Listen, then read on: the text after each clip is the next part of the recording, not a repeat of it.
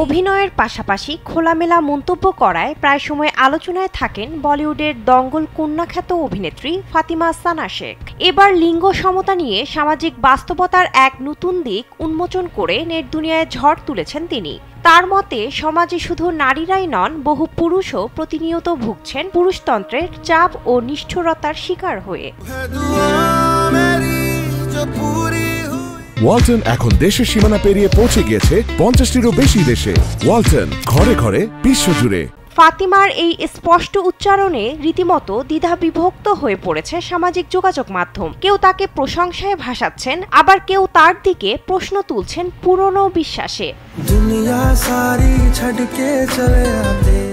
ভারতীয় গণমাধ্যমে দেওয়া এক সাক্ষাৎকারে পুরুষতান্ত্রিক মানসিকতা বিষয়ে তিনি বলেন, বিষাক্ত সম্পর্কে পুরুষও থাকেন, কিন্তু অদ্ভুত বিষয় হলো কোনো বিষাক্ত সম্পর্ক থেকে বেরিয়ে আসার পরে নিজেদের কথা জানালে তাদের নিয়ে হাসাহাসি করা হয়। এটাও পুরুষতন্ত্রের একটা দিক। তার কারণ পুরুষতন্ত্রই শিখিয়ে দিয়েছে পুরুষদের কাঁদতে নেই।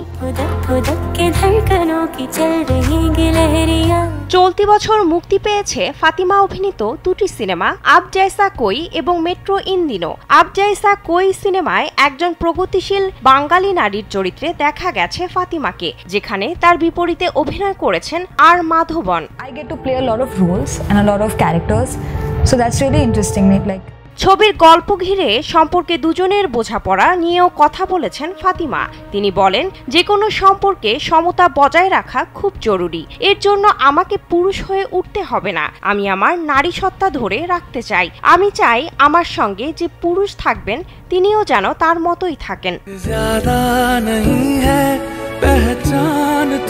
ফাতিমার কথায় সে তার জীবন সঙ্গীকে বদলে দিতে চান না, বরং সঙ্গীর বৈশিষ্ট্যগুলোকে ভালোবাসতে চান। আর তিনি মনে করেন সঙ্গীর প্রতি সম্মান থাকলে সবকিছুই ঠিক থাকে। বিনোদন ডেস্ক, কালবেলা।